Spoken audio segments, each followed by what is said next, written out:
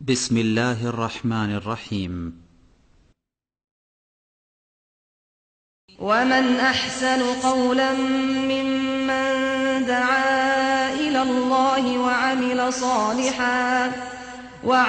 صالحا وقال إنني من المسلمين. ونستغفره ونعوذ بالله من شرور أنفسنا ومن سيئات أعمالنا من يهده الله فلا مضل له ومن يضلله فلا هادي له وأشهد أن لا إله إلا الله وأشهد أن محمدا عبده ورسوله يا أيها الذين آمنوا اتقوا الله حق تقاته ولا تموتن إلا وأنتم مسلمون يا أيها الناس اتقوا ربكم الذي خلقكم من نفس واحدة وخلق منها زوجها وبث منهما رجالا كثيرا ونساء واتقوا الله الذي تساءلون به والأرحام إن الله كان عليكم رقيبا يا أيها الذين آمنوا اتقوا الله وقولوا قولا سديدا يصلح لكم أعمالكم ويغفر لكم ذنوبكم ومن يطع الله ورسوله فقد فاز فوزا عظيما أما بعد فإن خير الحديث كتاب الله وخير الهدي هدي محمد صلى الله عليه وسلم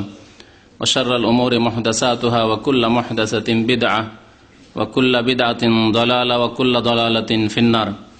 أعوذ بالله من الشيطان الرجيم. بسم الله الرحمن الرحيم. ومن يبتغي غير الإسلام دينا فلن يقبل منه وهو في الآخرة من الخاسرين. মহান আল্লাহর সমস্ত প্রশংসা, দরুদ ও সালাম নাজিল হোক প্রিয় নবী মুহাম্মদুর রাসূলুল্লাহ সাল্লাল্লাহু আলাইহি সাল্লামের উপর। আল্লাহুম্মা সাল্লি আলাইহি আল্লাহুম্মা বারিক আলাইহি। আজকে পঞ্চম অনুষ্ঠান এই চরমনাই তরিকা বা চিস্তিয়া সাবেরিয়া সম্পর্কে। সময় আমাদের কাছে অল্পই রয়েছে, সুতরাং দু একটি আয়াত এবং একটি হাদিস দিয়ে কথা আরম্ভ করি, আর তারপরে তাদের কিতাব মাওয়াইজে কারিমিয়া, এর আগে যে কিতাবটি নিয়ে আলোচনা হয়েছে তা হচ্ছে ভেদে মারিফত বা ইয়াদে খোদা। বিস্তারিত আলোচনা 4টি অনুষ্ঠান তাতেই হয়েছে।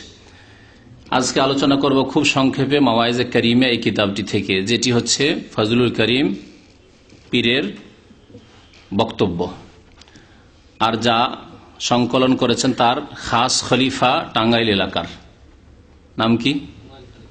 জি, যাই হোক, হুমায়ুন খালিদ। তো যাই হোক, সুতরাং এটি এমন কোন সাধারণ লোকের কথা নয়, তাদের বিশেষ ঘর থেকে আসা কথা। তো আল্লাহ পাক রব্বুল আলামিন সূরা আলে ইমরান আয়াত নম্বর 85 তে ইরশাদ করছেন, ওমাই ইয়াবতাগি গায়রাল ইসলামে দীনান, যে ব্যক্তি ইসলাম ছাড়া অন্য কোন পন্থা অবলম্বন করবে দিন হিসাবে, ইসলামকে বাদ দিয়ে। ইসলাম কাকে বলে? ইসলাম কাকে বলে? ইসলামের উৎস কি? যদি কোরআন ও হাদিস, মাশাআল্লাহ। ইসলাম কোনখান থেকে নিতে হবে? আল কোরআন থেকে নিতে হবে, আর রাসূলুল্লাহ সাল্লাল্লাহু আলাইহি ওয়াসাল্লাম হাদিস থেকে নিতে হবে।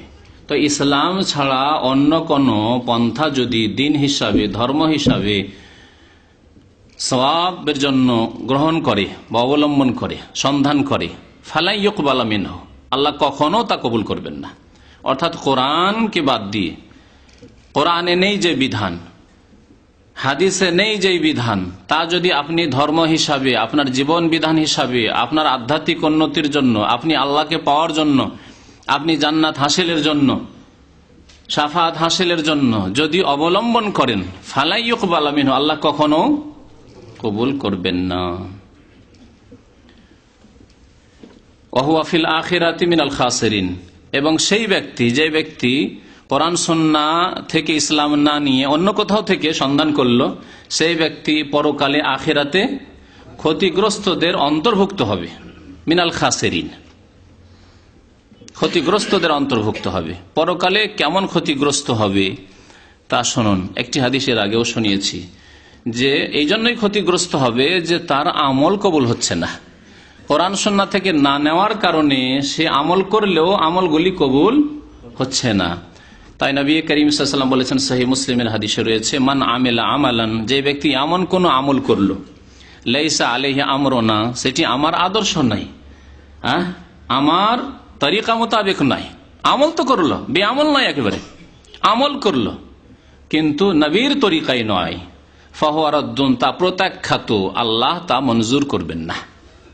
আল্লাহ কবুল, রদ মানে মরদুদ। শয়তানকে শয়তান মরদুদ বলি, কারণ সে বিতাড়িত আল্লাহর রহমত থেকে। তেমনি ওই ব্যক্তির আমল, যে ব্যক্তির আমল নবীর তরিকা মোতাবেক হলো না, তার আমল আল্লাহর দরবারে মঞ্জুর হবে না, তা প্রত্যাখ্যাত, মরদুদ। যদি কেউ শুরু করে প্রথম, তার সম্পর্কে বলেছেন নবী সাল্লাল্লাহু আলাইহি ওয়াসাল্লাম, মান আহদাসা ফি আমরিনা হাযা, যেই ব্যক্তি আমাদের দিনের ব্যাপারে এমন নতুন কাজ করলো, আহদাসা নতুন কাজ, যা কোরআনে অনেক হাদিসে নেই, মা লাইসা মিনহু, যা দিনের মধ্যে নেই, জি, ফাহুয়া রাদ্দুন, তা প্রত্যাখ্যাত। এই হাদিস সহিহ বুখারীতে রয়েছে, মুসলিমে রয়েছে। আখিরাতে পরকালে কেমন ক্ষতিগ্রস্ত হবে যারা কোরআন সুন্নাহকে দিনের উৎস বলে না মেনে, বা মানলো কিন্তু তার সাথে বুজরুগানে দিনের কথা, বড়রা বলেছেন, আমাদের আলেম ওলামা হুজুররা করেছেন, এগুলি ভালো জিনিস, এইভাবে আরো কিছু বাড়াইলো। কোরআন সুন্নাহ মানার দাবি করে যে আমরা কোরআন সুন্নাহ মানি, কিন্তু তার সাথে অতিরিক্ত বুজরুগানের দিনের কিস্সা কাহিনী আর এসব নিয়ে তারা ধর্মকর্ম করে। বুজরুগানীদের তরিকার জিকির, বুজরুগানীরা এইসব কথাবার্তা বলেছেন, তারা ভালোবেসেছেন, তাদের পরীক্ষিত, এসব কথা লেখা থাকে না, এসব পরীক্ষিত তরিকা। তো যারা এইরকম করলো, কোরআন সুন্নাহই তাদের দিনকে সীমিত রাখলো না, কোরআন সুন্নাহকে শুধুমাত্র দিনের ইসলামের উৎস হিসাবে গ্রহণ করলো না, ফাহুয়া তা প্রত্যাখ্যাত, তা প্রত্যাখ্যাত। তাদের আখিরাতে কি অবস্থা হবে, এই ক্ষেত্রে একটি হাদিস শোনাই, অত্যন্ত আপনাকে চিন্তায় ফেলে দিবে সেই হাদিস রাসূলুল্লাহ সাল্লাল্লাহু আলাইহি ওয়াসাল্লামের, যে আপনি আছেন কোথায় তা নিজেই চিন্তা করুন। নবী করিম সাল্লাল্লাহু আলাইহি ওয়াসাল্লাম ইরশাদ করেছেন, এই হাদিস সহিহ বুখারীতে রয়েছে, সহিহ মুসলিমে রয়েছে। আন আবি হুরায়রা রাদিয়াল্লাহু তাআলা আনহু, আবু হুরায়রা রাদিয়াল্লাহু তাআলা আনহু বর্ণনা করেছেন যে আন্না রাসূলুল্লাহ সাল্লাল্লাহু আলাইহি ওয়াসাল্লাম আতাল মাকবারাহ, রাসূলুল্লাহ সাল্লাল্লাহু আলাইহি ওয়াসাল্লাম একদিন মদিনার কবরস্থানে আসলেন। মদিনার কবরস্থানের নাম হচ্ছে আসলে আল বাকি, কিন্তু আমাদের দেশীয় উপমহাদেশের লোকেরা মক্কা মদিনার কবরস্থানকে বলে জান্নাত লাগিয়ে, জান্নাতুল বাকি আর জান্নাতুল মুআল্লা। আরবরা জান্নাত শব্দ ব্যবহার করেন না। যাদের ছেলে মেয়েরা সেখানে দাফন হয়, যাদের মা বাবা দাফন হয়, যারা নিজেরাও দাফন হয়, যুগ যুগ ধরে চলে আসছে মদিনা মক্কার লোকেরা, তারা আল মুআল্লার কবরস্থানকে জান্নাতুল মুআল্লা বলে না, আর আল বাকির কবরস্থানকে জান্নাতুল বাকি বলে না। আর যাদের ভাগ্যে নসিব হয় না দূরে বাস করার কারণে, তারাই এই বিদাতের নামগুলো বাড়িয়েছে। এই কবরস্থানে আসলেন, ফাকাল বললেন, আসসালামু আলাইকুম দারা কওমিন মুমিনিন, সুন্নতি তরিকায় সালাম কবরবাসীকে, মৃতদেরকে, হে মুমিন জাতির ঘর অর্থাৎ কবরবাসীরা, আপনাদের ওপর সালাম হোক। ওয়াইন্না ইনশাআল্লাহ বিকুম লাহিকুন, এবং আমরাও আল্লাহ চাইলে আপনাদের সাথে সাক্ষাৎ করতে যাচ্ছি। লাহিকুন, আপনাদের সাথে মিশতে যাচ্ছি, সাক্ষাৎ করতে যাচ্ছি, অর্থাৎ আমাদের মৃত্যু খুব নিকটে। ওদের তো তারপরে বলছেন নবী সাল্লাল্লাহু আলাইহি ওয়াসাল্লাম, এখন হাদিস শুরু হচ্ছে এই সালাম করার পরে কবরস্থানে, বলছেন ওয়াদের তো আন্না কাদরা আইনা ইখওয়ানানা, আমাকে ভালো লাগে যদি আমি আমার ভাইদেরকে দেখতে পেতাম। ওদের তো মানে পছন্দ করা, মাওয়াদ্দা থেকে, ওদ্দুন মানে হচ্ছে ভালোবাসা, ওয়াদ্দাল্লাযিনা কাফারু, কোরআনে কারীমে এই শব্দ বহু জায়গায় এসেছে, ইল্লাল মাওয়াদ্দাতা ফিল কুরবা, ওদের তো আমি পছন্দ করি, আমি ভালোবাসি, আমাকে ভালো লাগে, লাউ আন্না কাদ রাআইনা ইখওয়ানানা, যদি আমি আমার ভাইদেরকে দেখতে পেতাম। কালু সাহাবায়ে কেরামরা আশেপাশে ছিলেন, তারা বলেন, আওয়ালাসনা ইখওয়ানাকা ইয়া রাসূলুল্লাহ, হে আল্লাহ রাসূল, আমরা কি আপনার ভাই নই? আমরা আপনার সাহাবী, অনেকে আপনার আত্মীয় স্বজন, এক তো অনেকে রক্তের ভাই আছে যারা কুরাইশের মুসলিম, আর যারা কুরাইশ নয় তারাও দিনী ভাই। ইন্নামাল মুমিনুনা ইখওয়া, মুমিন একে অপরের ভাই, তো আমরা সাহাবাগণ কি আপনার ভাই নই? আওয়ালাসনা ইখওয়ানাকা ইয়া রাসূলুল্লাহ, আল্লাহ রাসূল কাল, আল্লাহর নবী সাল্লাল্লাহু আলাইহি ওয়াসাল্লাম, আনতুম আসহাবী, তোমরা আমার সঙ্গী সাথী, ওয়া ইখওয়ানুনা আল্লাযীনা লাম ইয়াতু বাদু, আর আমার ভাই তো হচ্ছে ওরা যারা এখনো আসেনি, পরে আসবে কিয়ামত পর্যন্ত। মুসলিম, মুসলিম হয়ে মুমিন হয়ে যারা কিয়ামত পর্যন্ত আসবে, যারা এখনো আসেনি, আমার ভাই তাবেইন, তাবা তাবেইন, তারপরে লোকেরা, তারপরে মুসলিম, তারপরে মুসলিম, কিয়ামত পর্যন্ত যত মুসলিম উম্মাহ থাকবে, তার আমার ভাই। আমাকে ভালো লাগে যদি আমার ভাইদেরকে একটু দেখতে পেতাম, ওয়াদাদতু আন্না লাউ রাআইনা ইখওয়ানানা, আমার ভাইদেরকে যদি দেখতে পেতাম। তার মানে কি বুঝলেন যে আল্লাহ নবী কি তাহলে অস্বীকার করলেন সাহাবায়ে কেরামদের ভ্রাতৃত্ব, যে সাহাবায়ে কেরাম আমার ভাই নয়? এটাই বুঝবেন নাকি? বাহ্যিক তো এরকম মনে হচ্ছে। আমাদেরকে নবী করিম সাল্লাল্লাহু আলাইহি ওয়াসাল্লাম ভাই বলে আখ্যায়িত করলেন, কারণ আমাদের আরেকটা গুণ নেই, সেটা হচ্ছে সাহাবী হওয়া। কিন্তু নবী সাল্লাল্লাহু আলাইহি ওয়াসাল্লামের সাহাবাগণ ভাই তো আছেনই, কিন্তু তার সাথে সাথে জি সাহাবী হওয়ার ফজিলত আছে। তো আনতুম আসহাবি, তোমরা আমার সঙ্গী, মানে শুধু তোমরা ভাই নও, তোমরা তার চাইতেও কাছের, তোমরা সঙ্গী আমার, তোমরা আমার সাহায্য সহযোগিতা করো, তোমরাই তো এই দিনকে শক্তিশালী করায় আমার সাথ দিলে। বলে আনতুম আসহাবি। এবং ইন্নামাল মুমিনুনা ইখওয়া, মুমিন একে অপরের ভাই, এতে সাহাবায়ে কেরাম প্রথম শামিল। তো ইখওয়ানুনা আল্লাযীনা লাম ইয়াতু বাদু, আমার ভাই ওই সব লোকেরা যারা এখন আসেনি। ফাকালু কাইফা তারিফ মান লাম ইয়াতি বাদু মিন উম্মাতিকা ইয়া রাসূলুল্লাহ, সাহাবারা আরেকটি প্রশ্ন করলেন, জি ইয়া রাসূলুল্লাহ, আপনি আপনার ওই ভাইদেরকে যারা এখনো আসেনি, কিয়ামত পর্যন্ত মুমিন মুসলিম ভাইরা আসবে, তাদেরকে কাল কিয়ামতে কেমন করে চিনবেন? যেটা হচ্ছে আব্দুর রহমান, এটা হচ্ছে আব্দুল্লাহ, এটা হচ্ছে আব্দুল খালিক, আব্দুল মালিক, এটা হচ্ছে মোহাম্মদ মাহমুদ, কেমন করে চিনবেন যে এরা আপনার উম্মত? ফাকালা, নবী করিম সাল্লাল্লাহু আলাইহি ওয়াসাল্লাম উত্তরে বলেন, আরায়তা লাউ আন্না রাজুলান লাহু খাইলুন, আচ্ছা বলো, যদি কারো ঘোড়া থাকে, গররুন মুহাজ্জালাতুন বাইনা যাহরাই খাইলিন দহমিন বহমিন, অনেকগুলি ঘোড়া আছে আর ঘোড়ার পাল হচ্ছে কালো, দহমিন বহমিন মানে কালো ঘোড়া। কালো ঘোড়া হয় না? কালো ঘোড়া হয়, সাদা ঘোড়া হয়, লাল ঘোড়া হয়, কালো ঘোড়া। আর সেই ঘোড়ার মধ্যে কিছু ঘোড়া আছে যেগুলির 5টি অঙ্গ সাদা, গররুন মুহাজ্জালা। গররুন বলা হয় ওই ঘোড়াকে যে ঘোড়ার মুখ মাথাটা হচ্ছে সাদা। আচ্ছা, এরকম ঘোড়া দেখেছেন না? মাথা সাদা, আর তার সাথে সাথে 4 পা হচ্ছে সাদা, এটা হচ্ছে মুহাজ্জালা। 4টি পা সাদা, গোটা শরীর হয়তো কালো বা লাল, ঘোড়ার মতো যে রং সাধারণ ঘোড়ার, আর মুখটি সাদা, এই 5টি অঙ্গ সাদা। আলা ইয়ারিফু খাইলাহু, তার ঘোড়াকে চিনতে পারবে না? পারবে না। হাজার হাজার ঘোড়া আছে, কিন্তু তার মধ্যে অল্প কিছু ঘোড়া আছে যে ঘোড়াগুলির 5টি অঙ্গ সাদা। চিনতে পারবে না নিজের ঘোড়াকে যে আমার ঘোড়ার 5টি অঙ্গ সাদা? সহজে চিনবে যে না, এগুলি ঘোড়া আমার নাই, কালো ঘোড়াগুলি আমার না, আমার ঘোড়া ওই ঘোড়া। কালু বালা ইয়া রাসূলুল্লাহ, অবশ্যই চিনতে পারবে, অবশ্যই চিনতে পারবে এই লক্ষণ দেখে। কাল নবী কারীম সাল্লাল্লাহু আলাইহি ওয়াসাল্লাম বলেন, ফাইন্নাহুম ইয়াতুনা ইয়াউমাল কিয়ামাতি গুররাম মুহাজ্জালিনা মিনাল উযু, তারা কিয়ামতের মাঠে উপস্থিত হবে, আমার ভাইরা, আমার উম্মতের লোকেরা, আমার ভাইরা উপস্থিত হবে এই অবস্থায় যে তাদের 5টি অঙ্গ চমকিতে থাকবে। গুররাম মুহাজ্জালিনা, 5টি অঙ্গ চমকিতে থাকবে, মিনাল উযু, ওযু করার কারণে। তাহলে কাদের এই 5টি অঙ্গ চমকিতে থাকবে? যারা নামাজি, তারাই ওযু করেছে তাদের। তাহলে বেনামাজি মুসলমান আল্লাহর নবীর ভাইও নয়, যারা নিজেদেরকে মুসলমান বলে অথচ বেনামাজি, ওযু তাদের প্রয়োজনই হয় না 5 ওয়াক্ত, সুতরাং তাদেরকে নবী করিম সাল্লাল্লাহু আলাইহি ওয়াসাল্লাম চিনতে পারবেন? অসম্ভব কথা, পারবেন না চিনতে। নিজের উম্মত নিজের ভাই বলে চিনবেন না। বেনামাজি, আধা নামাজি, ফজর ছাড়া মুসলমান, তারা এখন চিন্তা করেন যে আপনি আল্লাহ নবীর সাথে পরিচিত হতে চান কি চান না। তারপরে ওয়ানা ফারাতুহুম আলাল হাউজ, আমি তাদের আগেই গিয়ে আমি অপেক্ষায় থাকবো হাউজে কাউসারে।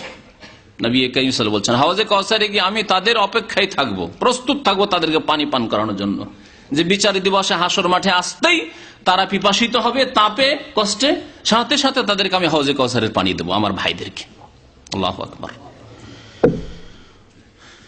আল্লাহ, কিন্তু সাবধান, শুনে রেখো, সাবধান শুনে রাখো। লা ইউযাদান্না রিজালুন আন হাউজি, আমার হাউজ থেকে, হাউজে কাউসার থেকে কিছু লোককে বিতাড়িত করা হবে, ধাক্কা দিয়ে তাড়িয়ে দেওয়া হবে, আসতে দেওয়া হবে না। কামা ইউযাদুল বাইরু দাল্ল, যেমন হারিয়ে যাওয়া উট, মালিকের উট নাই, আর হারিয়ে যাওয়া উট মালিক পায় না, রাখাল পায় না, ও চড়তে চড়তে এসে অন্য উটের পালে, যেই উটের পালের রাখাল রয়েছে, মালিক রয়েছে, ওই উটের পালে ঢুকছে। তাহলে এই উটের মালিক বা রাখাল খেতে দিবে উটকে? আমার উট নাই, আমার উঠে খাওয়া, কিছুক্ষণ পরে এসে নিয়ে চলে যাবে, অপর উটকে কেন খাওয়াবো, বা আমার পালে কেন ঢুকতে দেবো না, উটকে ঢুকতে দেবো না। ঠিক তেমনি এক শ্রেণীর লোক তাদেরকে, যেমন উটকে ভাগিয়ে দেয়, উটের মালিক অন্য লোকের উটকে হারিয়ে যাওয়া উট চলে এসছে, ঢুকতে আসছে।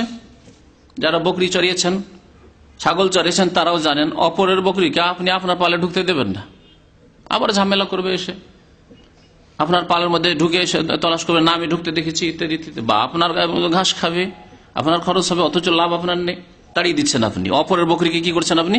তাড়িয়ে দিচ্ছেন। অপরের উটকে আপনি তাড়িয়ে দিচ্ছেন, অপরের গরুকে তাড়িয়ে দিচ্ছেন আপনি। ঠিকই তেমনি ওই লোকগুলি ঢুকতে আসবে হাউজে কাউসারের কাছে, তাদেরকে ফেরেশতাগণ কি করবেন? তাড়িয়ে দেবেন। আলা হালুম্মা ওনাদিহিম আলা হালুম্মা, আমি কিন্তু তাদেরকে ডাক দেব যে এসো এসো এসো, কারণ তারা নামাজ পড়েছে। ধার্মিক বিদাতি, ধার্মিক বিদাতি মানে তাদের বাতিল ধর্মে ধার্মিক, নামাজি কিন্তু বিদাত করেছে। নামাজি সুফি, নামাজি বিদাতি জিকিরকারী, নামাজি ওয়াহদাতুল ওজুদে বিশ্বাসী, নামাজি হলুলে বিশ্বাসী, নামাজি মনে করে আল্লাহ মানুষের মধ্যে অবতরণ করেন, সারা পৃথিবীর অস্তিত্ব হচ্ছে এক, যিনি আল্লাহ তিনি মানুষ, তাই হচ্ছে গাছপালা ইত্যাদি। এইসব আকীদা রেখে নামাজ রোজা হজ যাকাত করেছে।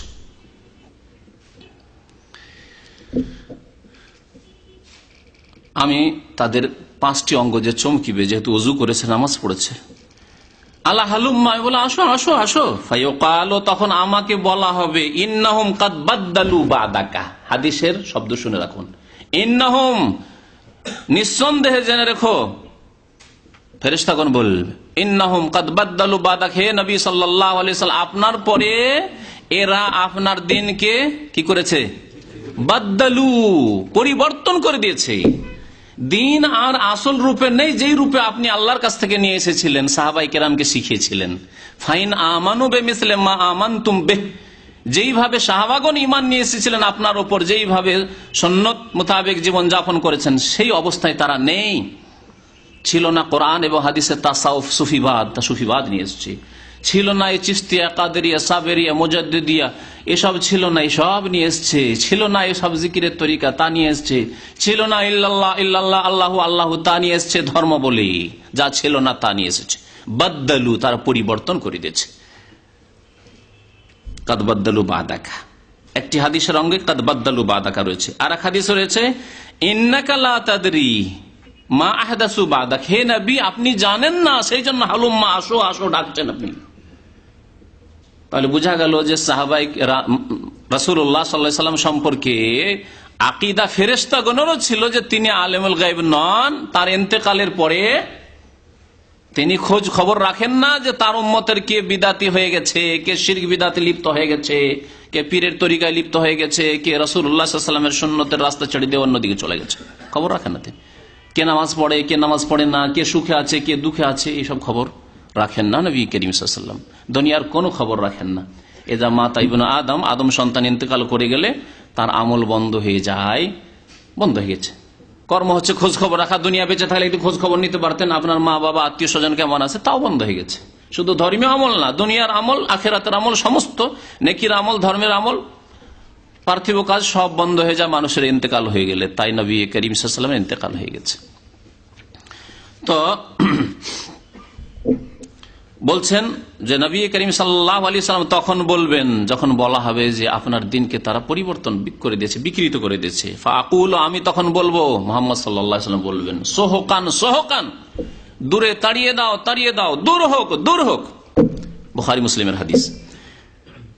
সাহাল ইবনে সাদ রাদিয়াল্লাহু তাআলা আনহু আরেকটু বাড়তি বর্ণনা করেছেন, আশহাদু আলা আবি সাঈদ আল খুদরি, আমি সাক্ষী দিচ্ছি আবু সাঈদ খুদরির উপর, লা সামিতু ওয়া ইয়াজিদু ফিহা, আমি তার কাছ থেকে শুনেছি তিনি আর অতিরিক্ত বয়ান করতেন, যে ফাকুলু ইন্নাহুম মিন্নি, আল্লাহ নবী বলছেন আমি বলবো যে এরা তো আমার উম্মত, আল্লাহ এদেরকে আসতে দাও হোক। ফেরেশতাদেরকে বলো, ফেরেশতা তোমরা আসতে দাও, এদেরকে বাধা কেন দিচ্ছে? ইন্নাহুম মিন্নি, আমার লোক। ফায়ুকালু, তখন বলা হবে ফেরেশতাগণের পক্ষ থেকে, ইন্নাকা লা তাদরি, হে নবী আপনি জানেন না, মা আহদাসু বাদাকা, আপনার পরে নতুন নতুন কি ধর্মীয় কাজ করেছে, ধর্মের নামে নতুন নতুন কাজ করেছে।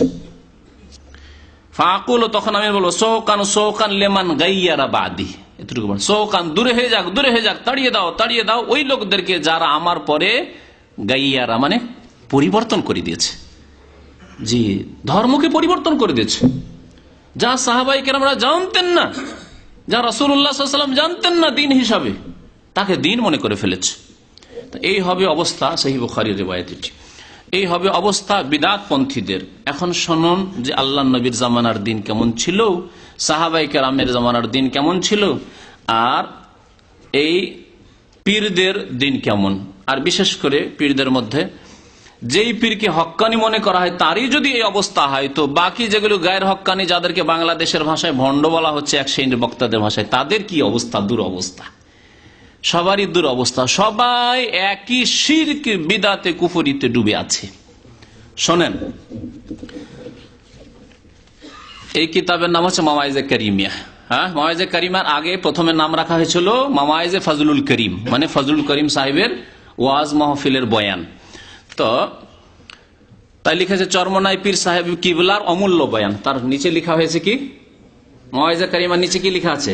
চরমনাই পীর সাহেবের অমূল্য বয়ান। সেই বয়ানের 27 পৃষ্ঠাতে আল্লাহ পাক রব্বুল আলামিনের ভালোবাসাকে লাইলা মজনুর ভালোবাসার সাথে তুলনা করা হয়েছে। মজনু যদি লাইলার জন্য এত পাগল হতে পারে, প্রেমে পাগল হতে পারে, তুমি কেন এরকম পাগল হবে না?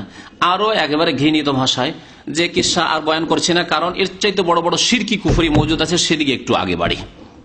জি, খুঁটিনাটি অতগুলি তুলে ধরা সম্ভব নয়। এর আগের কিতাব সম্পর্কে যখন আলোচনা করেছিলাম তখন ওগুলোতে অনেক কথাই তুলে ধরেছি। 35 পৃষ্ঠায় এমন এক পীরের কথা উল্লেখ করা হয়েছে, ঝুলন্ত পীর। যে পীর হচ্ছে ঝুলন্ত পীর। কত রকমের যে পীর আছে। আমার এক ওস্তাদ ছিলেন, যার কাছে বুখারী পড়েছেন, রহমতুল্লাহ আলাইহি, ইন্তেকাল করেছেন।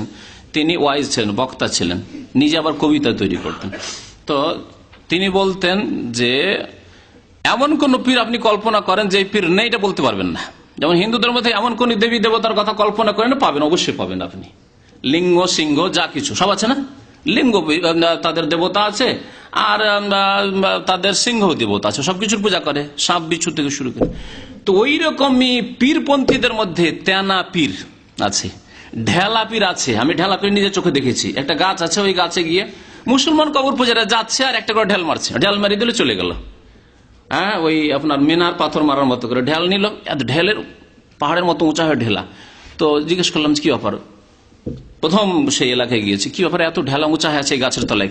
এটা হচ্ছে ঢেলা পীরার আস্থানা, ঢেলা পীরের আস্থানা। তো এমন কোন পীর আপনি কল্পনা করে নেন তার নেই, এই কথা ভাবতে পারেন না আপনি। তো এখানে আছে ঝুলন্ত পীরের ঘটনা, 35 পৃষ্ঠা মাওয়াইজে কারিমা, ঝুলন্ত পীরের ঘটনা। ঘটনা খুব লম্বা।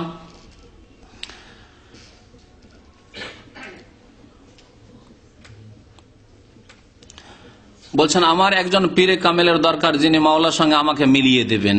পীরে কামেলের দরকার, যিনি মাওলার সাথে আল্লাহর সাথে মিলিয়ে দেবেন। অর্থাৎ চরমনাই পীরদের আকীদা হচ্ছে এবং তাদের ভক্তদের আকীদা হচ্ছে আল্লাহর সাথে মেলার জন্য পীর ছাড়া কোনো রাস্তা নেই। কোরআনে আছে, হাদিসে আছে। আল্লাহর সাথে মেলার জন্য, আল্লাহকে পাওয়ার জন্য যে রাস্তার কথা কোরআনে বারবার বলা হয়েছে তা হচ্ছে ঈমান এবং সৎ আমল। ইন্নাল্লাযীনা আমানু ওয়া আমিলুস সালিহাত। আর কোন রাস্তা নেই। মান বাত্তা বিহি আমালুহু, নবী সাল্লাল্লাহু আলাইহি ওয়াসাল্লাম বলছেন যার আমল নেই, আমলে তাকে পিছিয়ে দিয়েছে, আমলের ক্ষেত্রে সে অনেক দূরে, লাম ইউসরা বিহি নাসাবুহু, তাহলে তার বংশীয় মর্যাদা দিয়ে বা অন্য কোনো পন্থা দিয়ে সে কোনোদিন অগ্রগামী হতে পারবে না। তাহলে পথ হচ্ছে ঈমান এবং সৎ আমল। তারপরে শোনেন, পরিচয় করি দে মাওলার সাথে। চিন্তা করলে এখন একজন পীরে কামেল কোথায় পাওয়া যায়? পাগলা এখন শুধু ফিকের করে, একই হক্কানি, অনেকগুলি ভাষায় মানে বানানই ভুল আছে। হক্কানি পীর কোথায় পাওয়া যায়? পীর তলাশ করে আর বলে, ও আমার মাবুদ রে, তোমার তো আমি পাইলাম না রে, মানে আল্লাহকে পাওয়ার জন্য করছে। পীরকে পেলে আল্লাহকে পেয়ে যাবে, ওয়াহদাতুল উজুদ। এই ওয়াহদাতুল উজুদের আকীদা কাজ করছে যে সমস্ত পৃথিবীর অস্তিত্ব হচ্ছে এক, পীর পেয়ে যাও মানে আল্লাহকে পেয়ে যাওয়া। মাওলা রে, তোমাকে পাইলাম না রে। পাগলায় জিকির করতে করতে দৌড়ায় আর মাবুদ রে ডাকে আর তলাশ করে। তলাশ করতে করতে যে দেখে জঙ্গলের মধ্যে এক আল্লাহর ওলি, জঙ্গলের মধ্যে, জঙ্গলে ওলি পাওয়া যায় এদের জঙ্গলে। তাহলে হিন্দু ধর্ম আর বৌদ্ধ ধর্ম, বৌদ্ধ ধর্মের সবচেয়ে বড় আস্থানা যেটা কাশী বিশ্বনাথ বলে, কাশী যে এলাকা, কাশীর নাম শুনেছেন, সেই এলাকা। আমি যখন বেনারস জামিয়া সালাফিয়ায় পড়াশোনা করি, শেষ বছরে ছিল, তো একবার মনে হলো যে এখানে থাকলাম দীর্ঘদিন, আর কাছে আছে সারনাথ বলে জায়গাটির নাম, 10-15 কিলোমিটার, এই জায়গাটা দেখবো না, তো যাই দেখতে তামাশা গেলাম। যেখানে বৌদ্ধদেবের জঙ্গলে থেকে থেকে শয়তানকে পেয়েছিল, মনে করলো যে ঈশ্বরের সিদ্ধি লাভ করলাম, তাদের ভাষায় ছোটকালে ইতিহাসে পড়েছিলাম। তো জঙ্গলে কাকে পায়? শয়তানকে পায়। যা পেয়েছে, যারা জঙ্গলে ধ্যান করেছে, যে কোনো ধর্মের লোক হোক, এইভাবেই পেয়েছে। তো জঙ্গলে গিয়ে পাচ্ছে। আর মুসলিম মুমিন আল্লাহকে পায় মসজিদে পায়। আর সর্বশ্রেষ্ঠ মসজিদ যেখানে আল্লাহকে পাওয়া যেতে পারে তা হচ্ছে মসজিদুল হারাম। যেখানে পাওয়া যেতে পারে শ্রেষ্ঠ মসজিদ তা মসজিদ নবী মদিনা মুনাওয়ারায় গিয়ে। আল্লাহকে পাওয়া যেতে পারে বাইতুল মুকাদ্দাসের মসজিদ আকসায় গিয়ে। জি, সিজদায় পড়ে আল্লাহকে পাওয়া যেতে পারে আকরাবু মা ইয়াকুনুল আবদু মির রাব্বিহি ওয়া হুয়া সাজিদ। সহিহ বুখারীর হাদিস, নবী করিম সাল্লাল্লাহু আলাইহি ওয়াসাল্লাম বলছেন, সবচেয়ে নিকটবর্তী আল্লাহর হয়ে যায় বান্দা, যে কোনো বান্দা, একেবারে ক্লিনার হোক, ডম হোক, মেথর হোক, পেশাব পায়খানা সাফ করে গোসল করে মাশাআল্লাহ মসজিদে গিয়ে সিজদায় পড়ে গেল, আল্লাহর কাছে নামাজ, আল্লাহর কাছে সিজদায় পড়ে পড়ে কান্না করছে। আকরাবু, সবচেয়ে নিকটবর্তী ইসিম তাফজিলের শেখা, যারা গ্রামার সামান্য বুঝেন। মা ইয়াকুনুল আবদু, বান্দা হয়ে যায়, মির রাব্বিহি, রবের, যখন সে সিজদায় অবনত হয়ে যায়। তাহলে আল্লাহকে পাওয়ার জন্য আমল লাগে, সিজদা লাগে, নামাজ লাগে, ইবাদত বন্দেগী লাগে, এসব লাগে না, কোনো ব্যক্তি লাগে না। শোনেন, তারপরে জঙ্গলের মধ্যে এক আল্লাহর ওয়ালি এক গাছের ডালের সঙ্গে 2 হাত দিয়ে ধরে ঝুলন্ত অবস্থায় চক্ষু বন্ধ করে মাওলার মোরাকাবায় আছেন। দুই হাত দিয়ে ডাল ধরে কেমন ভাবে থাকে বুঝতেই পারছেন, এইরকম ধরে আর ঝুলে আছে একবারে জঙ্গলের মধ্যে। আগেই বলেছি এরা আল্লাহর ওয়ালি বলে, কিন্তু ওলিকে আল্লাহ পাক নিজে স্বয়ং কোরআনে কারিমে 2 ভাগে ভাগ করেছেন। জানেন না? কি? আউলিয়াউর রহমান আর আউলিয়াউশ শয়তান। জি, আল্লাহু ওয়ালিউল্লাযিনা আমানু, যাদের ঈমান এবং সৎ আমল রয়েছে তাদের ওলি বন্ধু আল্লাহ পাক রব্বুল আলামিন। আর ওয়াল্লাযিনা কাফারু, যারা শিরক কুফরিতে লিপ্ত হয়েছে, আউলিয়াহুমুত তাগুত। আল্লাহ কোরআনে আরো বলেছে ফাকাতিলু আউলিয়া আশ-শায়তান, শয়তানের ওলি যারা, তাদের বিরুদ্ধে সংগ্রাম করতে থাকো, তাদের বিরুদ্ধে জিহাদ করতে থাকো। ইন্না কাইদা শায়তানি কানা যায়ীফা। আল্লাহ আরো বলেছেন ওয়া ইন্নাশ শায়াতিনা লা ইউহুনা ইলা আউলিয়াহিম, শয়তান ওহী করে, ইশারা ইঙ্গিত দেয়, পরামর্শ দেয়, ওয়াসওয়াসা দেয়, কি করার জন্য? শিরক কুফরি করার জন্য, পাপ করার জন্য, বিদআত করার জন্য, এলা আউলিয়া তাদের ওলিদেরকে। তাহলে বোঝা গেল এসব আয়াত দ্বারা যে ওলি হচ্ছে 2 রকম। আল্লাহর ওলি যারা কোরআন সুন্নাহর পাবন্দ হয়ে শিরক বিদআতে নেই, তারা নবীর তরিকা থেকে সরে নেই। আর যারা নবীর তরিকা থেকে সরে আছে তারা হচ্ছে আউলিয়াউশ শায়তান। ফাকাতিলু আউলিয়া আশ-শায়তান। তো জি না, কাহিনী বললাম যে ওখানে গিয়ে তামাশা দেখলাম জঙ্গলে, যে জঙ্গলে, ওটা জঙ্গল, এখনো জঙ্গল আছে। জঙ্গলের মধ্যে গিয়ে সেখানে একটা মন্দির করা আছে, সেটাই ছিল তার স্থান, যেখানে বসে বসে ধ্যান করত বৌদ্ধদেব। এইরকমই গয়াতে আছে, বাংলাদেশ থেকে আসে না হিন্দুরা, গয়া আর কাশী এসব, বৃন্দাবন এসব জিয়ারত করে যায় তারা, জঙ্গল সব। তো গাছের ডালে ঝুলন্ত অবস্থায় আছে, তার হাত 2টা ডালের ভিতর দিয়া চলে গেছে। কতদিন থেকে যে ঝুলে আছে, ডাল মোটা হতে হতে, মোটা হলে যে হাত বাইরে থাকবে তা না, হাত ভিতরে থেকে গেছে, আর ওর উপর দিয়া ডাল আর বাকল হয়ে গেছে। কি মজার কথা দেখছেন, আর অবাস্তব কথাবার্তা। শয়তানি কীর্তিকলাপ, অনেক সময় শয়তানি কীর্তিকলাপ দেখা যায় যে অবাস্তব। এটা জিন শয়তানকে দেখছেন পা নেই আর হাঁটছে, এগুলি কিসসা কাহিনী আছে। আর বা হঠাৎ বিভিন্ন রকম দেখছেন, হঠাৎ বিড়াল হয়ে গেল, হঠাৎ কুকুর হয়ে গেল, হঠাৎ মানুষ হয়ে গেল, হঠাৎ মহিলা সেজে গেল। জি, তো এইগুলি হচ্ছে শয়তানি ভেলকিবাজি, আহওয়ালুন শৈতানিয়া। জি, দেখেই পাগলা বুঝলো, ও যে আল্লাহর ওলি তলাশ করলো, এই দেখে বুঝলো যে গাছের বাকল ওপর দিয়ে চলে গেছে, আর এই ঝুলিয়ে ঝুলিয়ে আর আল্লাহর জিকির মোরাকাবে মত্ত আছে। তো পাগলা বুঝলো এই তো আল্লাহর ওলি হবেন। কিভাবে শয়তান গুমরা করছে, এই তো আল্লাহর ওলি হবেন। কত বছর পর্যন্ত এইভাবে আছেন যে তার কোনো খেয়াল নাই, কত বছর এইভাবে ঝুলে জিকির আজকাল করছেন, না খাওয়া না দাওয়া, কোনো কিছুর প্রয়োজন নেই। জি জি, নামাজ রোজাও নেই, মোরাকাবে আছে, ফানাফিল্লা আছে আবার নামাজ তাদের ধারণা শোনেন। এই সুফিদের একটি মতবাদ হচ্ছে যে নামাজ রোজা হচ্ছে আল্লাহ পর্যন্ত পৌঁছার মাধ্যম। যখন এই ব্যক্তি ফানাফিল্লা হয়ে গেছে, আগে এই টার্মগুলি আসছে, ফানা ফির শেখ, ফানা ফির রসুল আর ফানাফিল্লা, তিনটি পরিভাষা আসছে। নিজেকে বিলীন করে দিতে হবে একেবারে পীর সাহেবে, আর নিজেকে বিলীন করে দিতে হবে রসুলে, নিজেকে বিলীন করে দিতে হবে আল্লাহ। তো যেই ব্যক্তি আল্লাহ পর্যন্ত পৌঁছে আল্লাহতে গর্ক হয়ে গেছে, ডুবিয়ে গেছে, সেই ব্যক্তি আবার মাধ্যম কি দরকার? সে তো গন্তব্যস্থানে টার্গেটে পৌঁছে গেছে। আপনার কারের দরকার, বাসের দরকার, যানবাহনের দরকার। যখন মক্কা পৌঁছেননি, রাস্তায় গাড়ি ফেসে গেছে, তখন বিকল্প আর একটি গাড়ির দরকার। কিন্তু আপনি মক্কা অলরেডি পৌঁছে মাশাআল্লাহ হারামে তওয়াফ করছেন, তখনও গাড়ির প্রয়োজন নাকি? তো তারা বলছে, তাই বলছে আল্লাহর ওলিরা যারা পীরেরা না, তারা আল্লাহ পর্যন্ত পৌঁছে গেছে, আবার তাদের নামাজ রোজার কি দরকার? যদিও তাদের সবাই বলে না, কিন্তু সবাই শিরক কুফরিতে মেতে আছে। আল্লাহতে ডুবে যাওয়া, ওয়াহদাতুল ওজুদ, হুলুল, এগুলিতে সবাই ডুবে আছে। চরমনাই থেকে শুরু করে দেওয়ানবাগি, আটরসি, মাইজভান্ডারি, সবাই এই আকীদে ডুবে আছে।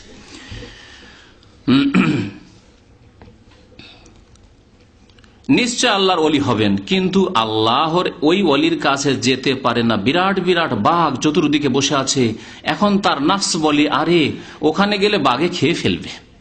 চারিদিকে বাঘ ঘিরে আছে, সব শয়তান বাঘের রূপ ধারণ করে আছে।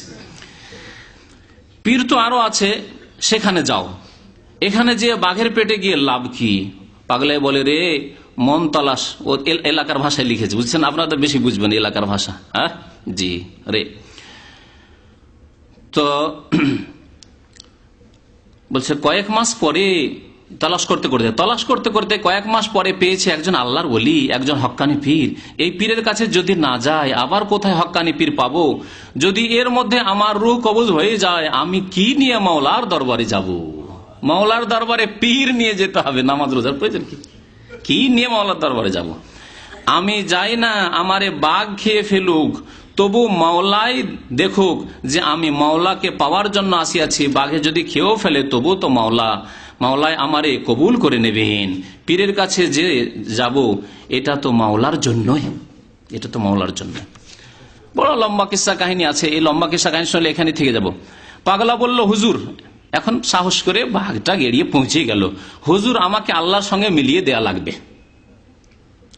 হুজুর আমাকে আল্লাহর সঙ্গে মিলিয়ে দেওয়া লাগবে।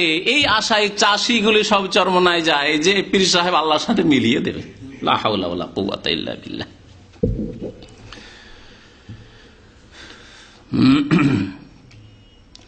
আমি কবরে যাব কি নিয়ে? মাওলার কাছে যাব, আমাকে একটু মাওলার সঙ্গে মিলিয়ে দেওয়া লাগবে, মাওলার সঙ্গে একটু পরিচয় করিয়ে দিতে হবে। বাবা, আল্লাহর ওলিদের খেলা মাওলা ছাড়া কে বুঝে না। তিনি বললেন, ও পাগলা, তুমি বিয়ে করেছো কি? পাগলা বলল, আমি তো বিয়ে করি নাই। হুজুর বললেন, আরে দুনিয়ার ইশকের মজা যে বুঝে না, তাকে মাওলার ইশক বুঝানো যায় না। কত শয়তানি বেয়াদবি কথা। বেয়াদবি নয় যে দুনিয়ার প্রেম বুঝে এসো, স্ত্রী পাবে, তারপরে না ওই স্বাদ বুঝবে, হ্যাঁ, তারপরে না আইনুল ইয়াকিন হাক্কুল ইয়াকিন হবে, তখন আল্লাহকে পেতে পারবে। দুনিয়ারই প্রেম বুঝো না, তাহলে আর আল্লাহকে কি, আল্লাহর সাথে কি প্রেম করবে তুমি? যাও বিয়ে করে আসো।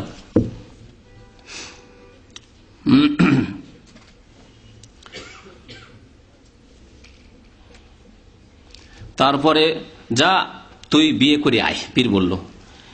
সে বলল, হুজুর আমার কাছে কে মেয়ে দেবে? তিনি বললেন, যা অমুক রাষ্ট্রের বাদশাহ খলিলের এক মেয়ে আছে, বাদশার মেয়েকে বিয়ে করতে বললো। যাই হোক, কেসা লম্বা। বাদশার মেয়ের কাছে গেল, আর বাদশাহ অনেক ধন টন চাইলো, তাও কত থেকে হয়ে গেল। এসব শিরকি কুফরি কথাবার্তা আছে, কতবার লম্বা করা যায় কিসসাকে।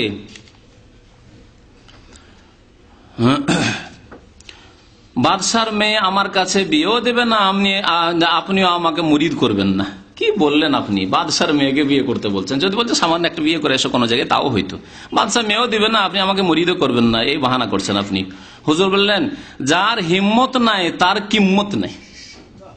যার হিম্মত নাই তার কিম্মত নেই। আরে কিম্মত বলতো তাও তো দাম হইতো, মূল্য। কিম্মত আসলে বাংলায় ওটাকে কিম্মত বানিয়ে দিচ্ছে।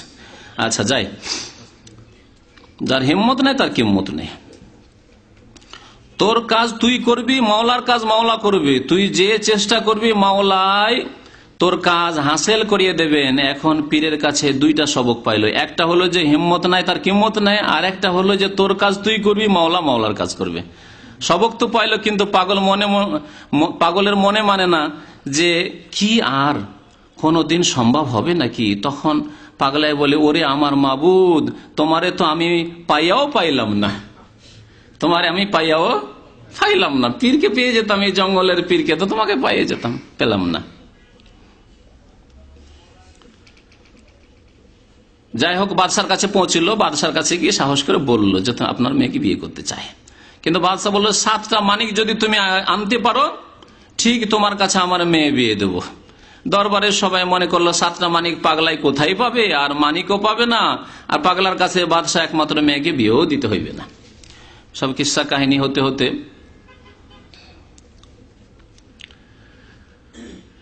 পাগলায় ডাকে, মাওলা রে, আর পানি সেচ। মাওলা তো চেয়ে আছেন, দেখেন যে পাগলা আর মাওলা ছাড়েন না, পানি সেচে এখন ওই মানিক তলাশ করছে পানির তলায়, আর পারে না। মাওলা সামদেশের কুতুবকে বললেন, যাও যাও, পাগলার মকসুদ পুরা করে দাও।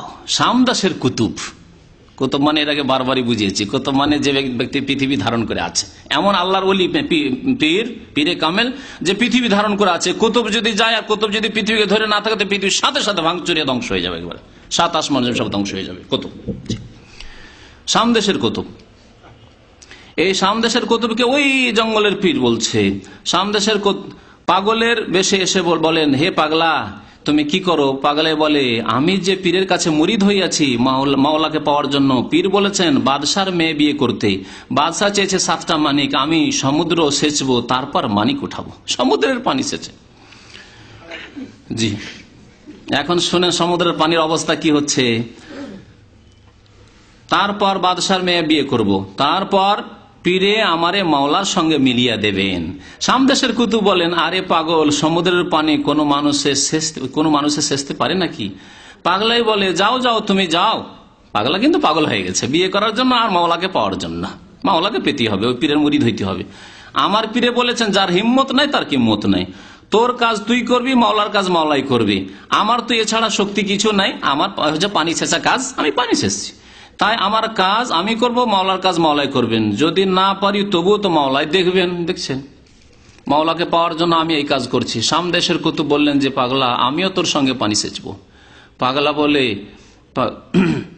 পাগলা বলে, এই বলছো ভালো কথা, দুইজনে সেচলে একটু তাড়াতাড়ি হবে।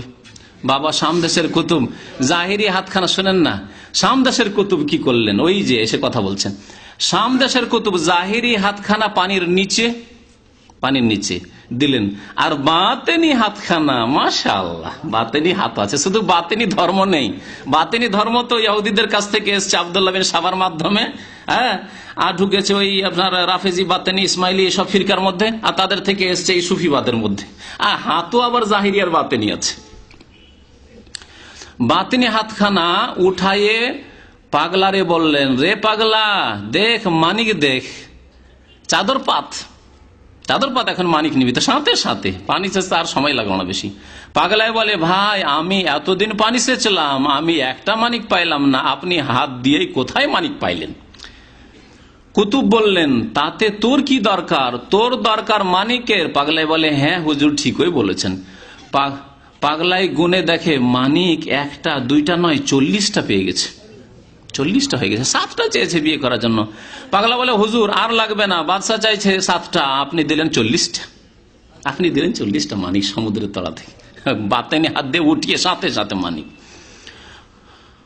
পাগলা এক দৌড়ে বাদশার দরবারে গিয়ে হাজির। বাদশার সম্মুখে হাজির হয়ে পাগলা বলে, বাদশাহ, এই নেন আপনার মানিক, আপনি চেয়েছিলেন 7টা, আমি এনেছি 40টা, এবার আমার সঙ্গে আপনার মেয়ে তাড়াতাড়ি বিয়ে দেন। বাদশাহ ওয়াদা করেছেন মানিক আনতে পারলে মেয়েকে তার সাথে বিয়ে দিয়ে। বাদশাহ এখন বিপদে পড়ে গেলেন।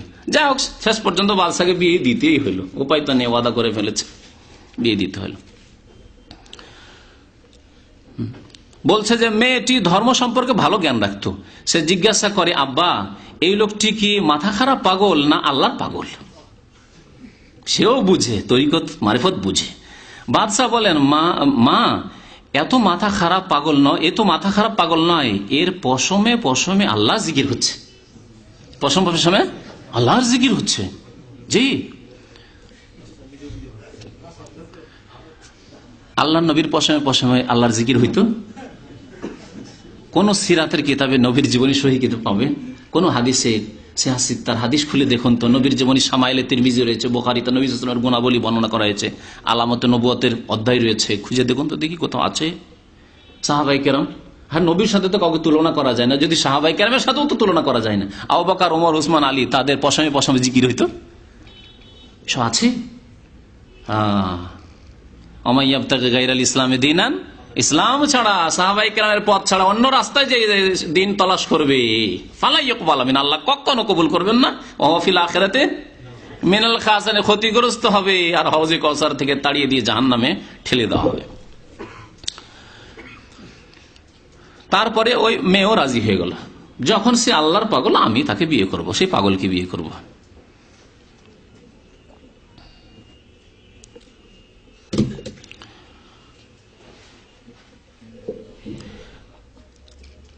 তারপরে বিয়ে শাদী করার পরে সাথে সাথে অনুমতি চাইলো বিবির কাছে। বিবি বলে, যান, আমার কোনো দাবি নাই, আমার কাছে থাকা লাগবে না, আপনি আল্লাহর পাগল, যান। পাগল এখন দৌড়ায় আর বলে, ওরে আমার মাবুদ রে, তোমারে বুঝি আমি পাইছি রে। পাগলাই পীরের কাছে গিয়া বলে, হুজুর দেখেন, আমি বাদশার মেয়েকে বিবাহ করে ফেলেছি, এখন দেখেন বিবাহের কাবিন। পীর বলেন, কি বলিস পাগলা, এত বড় বাদশার মেয়ে তোর কাছে বিবাহ দিতে পারেনি? কাবিন দেখলেন এবং আরো শুনলেন যে বিবির দাবিও ছাড়াইয়ে আসছে পাগলা। হুজুর বললেন, তুমি কিভাবে বিবাহ করলে? পাগলা বলল, যা কিস্সা বয়ান করলো। তারপরে বলছেন, পাগলা বলল, এক জঙ্গল থেকে এক পাগল এসে আমাকে মানিক উঠিয়ে দিয়েছে, ওই যে শামের কুতুব। এখন আল্লাহর ওলি বলেন, আরে পাগলা, যা যা, ওই পাগলারে নিয়ে না আসলে আমি তোরে মুরিদ করব না। তাহলে ওই যে কুতুব যে তোকে মানিক উঠিয়ে 40 মানিক উঠিয়ে, তাকে নিয়ে আসতে হবে। যখন বাবা মাওলার দিদার পাওয়া যায়, মাওলাই কিন্তু পরীক্ষা করেন, যেমন তিনি ইরশাদ করেছেন, মাওলা পরীক্ষা করেন। তারপরে বলছেন যে আল্লামা রুমি এক কেসায় বয়ান করেছেন যে এক সুন্দরী যুবতী রাস্তা দিয়ে যাচ্ছে, এক যুবক তার আশেক হয়ে তার পিছনে পিছনে দৌড়ায়।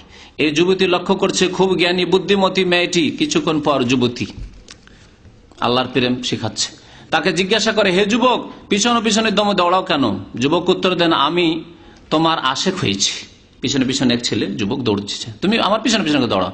যুবতী বলে, আমার উপরে কি আশেক হয়েছ? আমার পিছনে আমার ভগ্নী আসছে, সে আমার চেয়ে অনেক সুন্দরী। আশেক হলে তার উপরে হবে। মেয়েটি মনে মনে ঠিক করিল, দেখি যুবকটি আমার উপরে আশেক হয়েছে না আমার সৌন্দর্যের উপর আশেক হয়েছে। যদি আমার সৌন্দর্যের উপর আশেক হয়, সৌন্দর্য নষ্ট হয়ে গেলে আমাকে ফেলে চলে যাবে, আর যদি সে আমার উপরে আশেক হয়, সে কোনোদিন আমাকে ফেলে যাবে না।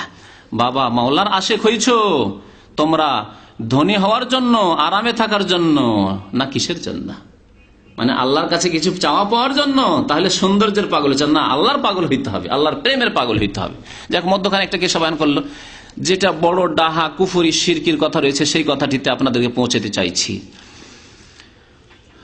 পাগলা 6 মাস ভরে যেতে যেতে সেই জায়গায় যে জঙ্গলের দিকে ফিরে যখন পাগলা বলে ডাক দিল, দেখে পাহাড়টা 2 ভাগ হয়ে ফাটতে ফাটতে পাগলা এসে হাজির হয়ে গেল। পাগলা হাজির হলো।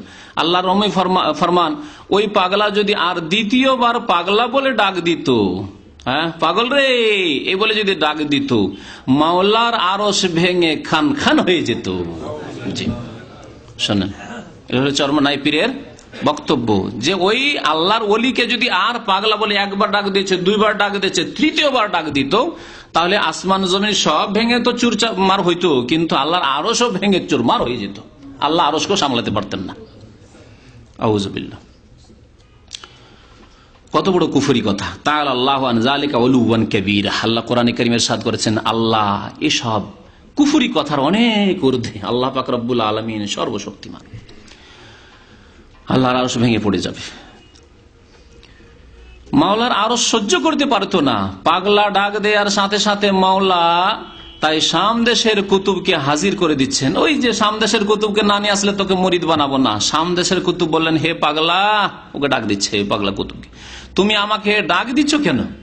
এই ডাক দিয়েছো কেন? 2 ডাক দেওয়া হয়েছে, 3 ডাক, এবার আরশ ভাঙবের অবস্থা। 3 ডাক দিতেই হয়নি, চলে এসছে ওই পাগলা কুতুব।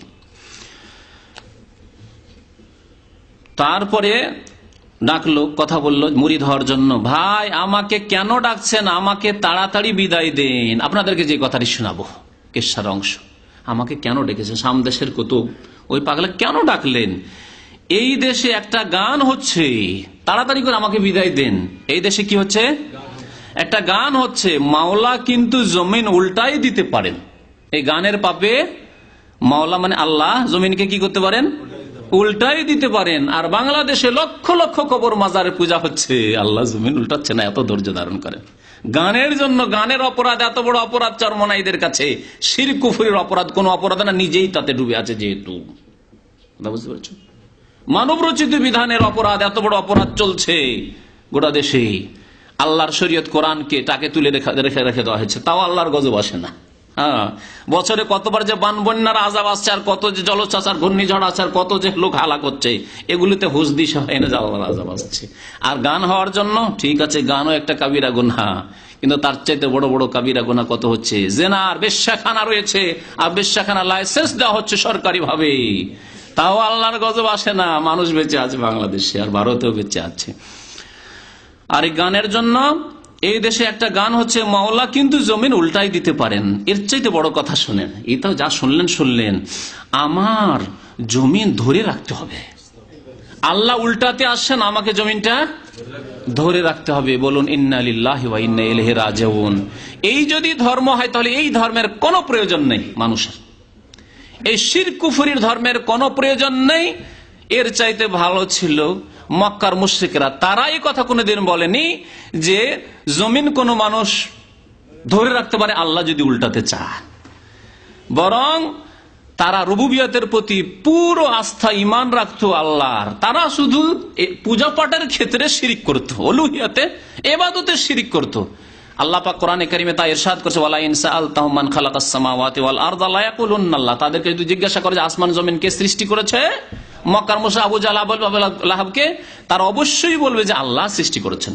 এই জন্য আব্দুল মুত্তালিব যখন আবরাহা কাবা ধ্বংস করার জন্য আসলো, দেখলো যে আর আমাদের 360 মূর্তি কাবার চারিদিকে থেকে কাবাকে বাঁচাতে পারবে না। সামান্য আবরাহা এই হাকিম, সে বড় বাদশাহ না, বাদশার একজন প্রতিনিধি মন্ত্রী, বাঁচাতে পারবে না। তখন সে কাবার গেলাম ধরলো আর বলছে, হে রাব্বাল বাইতে, হে বাইতুল্লাহর রব আল্লাহ। তখন আল্লাহকে ধরেছে। বড় মুসিবতে পড়লে তারা আল্লাহকে ধরত। আর আজকালকার কবর পূজারী এই পীরপন্থীরা বড় বড় মুসিবতে পড়লে পীরকে ধরে, আউলিয়া ও শয়তানদেরকে ধরে। আল্লাহ পাক রব্বুল আলামিন দেশ ধ্বংস করতে চাইছেন, জমিন ধ্বংস করতে চাইছেন উল্টিয়ে দিতে, আর পীর গিয়ে কি করবে? জমিনকে ঠেকাইয়ে রাখবে। শুনলেন কথা? আয়াত শুনবেন, কোরআনে কারীমের আয়াত শুনে আপনাদেরকে। সুবহানাল্লাহ। আল্লাহ পাক রব্বুল আলামিন সূরা ফাতির আয়াত নম্বর 44 এর ইরশাদ করছেন। আয়াত নম্বর 44, আওয়ালাম ইয়াসিরু ফিল আরদি, তারা কি পৃথিবীতে ভ্রমণ করে দেখে না? ফায়ানজুরু, তারা দেখুক গিয়ে ভ্রমণ করে, পৃথিবী ভ্রমণ করে। কাইফা কানা আকিবাতুল লাযিনা মিন ক্বাবলিহিম, এর পূর্বে যেসব জাতি ধ্বংস করা হয়েছে জাতিকে, তাদের পরিণাম কি হয়েছে। ওয়াকানু আসাদ্দা মিনহুম কুওয়া, তারা এদের চাইতে, আবু জাহাল আবু লাহাব কুরাইশদের চাইতে অনেক শক্তিশালী ছিল, ফেরাউন চাইতে অনেক শক্তিশালী ছিল। জি, আজকালকার জালেমদের চাইতে অনেক শক্তিশালী ছিল। তারা কি সারা পৃথিবী ভ্রমণ করে দেখে না যে আদ সামুদকে কি করে আল্লাহ ধ্বংস করেছেন, ফেরাউনকে কি করে ধ্বংস করেছেন, আবরাহাকে কি করে ধ্বংস করেছেন? জি। তারপর আল্লাহ পাক বলছেন, ওমা কান আল্লাহু লিইউজিজাহু মিন শাই, যে কথাটি বলতে চেয়েছিলাম এই মর্মে। ওমা কান আল্লাহু, আল্লাহকে কেউ হারাতে পারে না।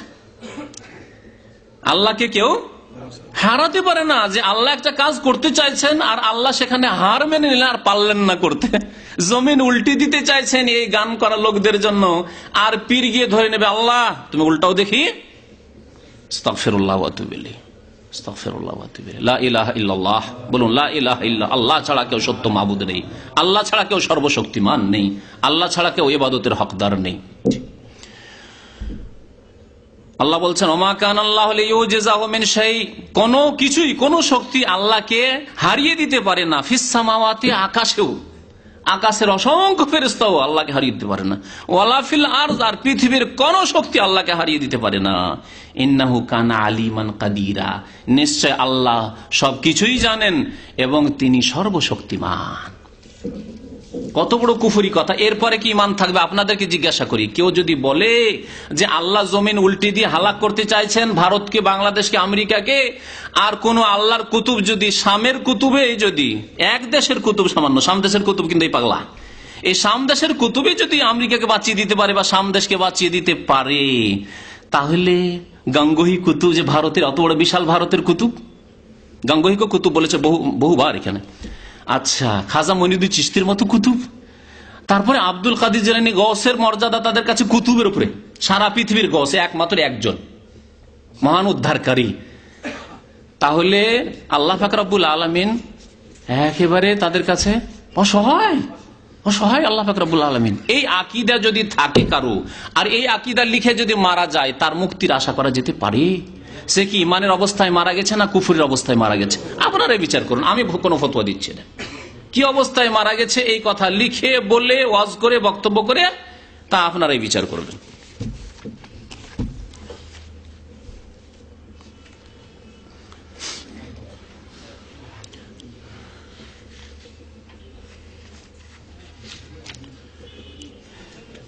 পৃষ্ঠা নম্বরটা বলে দিই, 43 নম্বর পৃষ্ঠা, পৃষ্ঠা নম্বর 43। আবার পড়ে শোনাই।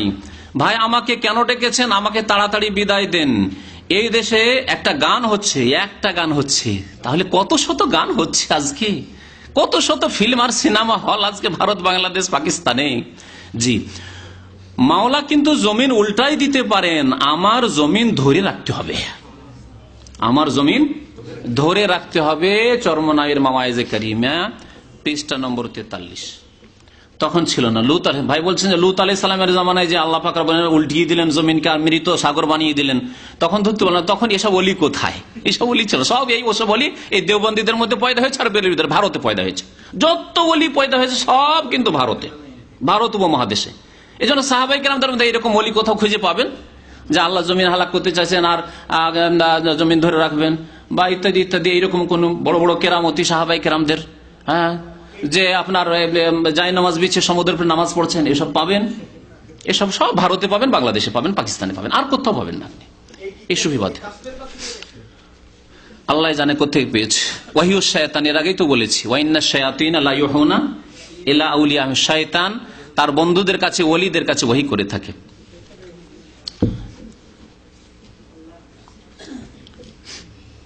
পৃষ্ঠা নম্বর 44-45। এখানে সফর, পীর সফর করছে আরশ পর্যন্ত, সিদরাতুল মুনতাহা পর্যন্ত, যেখানে সিদরাতুল মুনতাহার আগে জিবরাইল আলাইহিস সালাম আল্লাহর মুকাররব ফেরেশতা, তিনিও পৌঁছিতে পারছেন না, আর আমি যেতে পারছি না, আপনি আল্লাহর সাথে কথা বলেন, আমি আর যেতে পারছি না। নবী করিম সাল্লাল্লাহু আলাইহি ওয়াসাল্লামের মেরাজের হাদিস রয়েছে। আর সেখানে সফর করছে কে? পীর সফর করছে, যার কাছে ওহীও আসে না। জি, যে আল্লাহর পক্ষ থেকে আকাশ থেকে কোনো কথাও জানতে পারেন না, ওহীর দরজা বন্ধ হয়েছে নবীর ইন্তেকালের সাথে সাথে, সে এত দূর পৌঁছে গেল। এই ঘটনা শুনেন। কুতুবেরা বলেন, কে বলেন?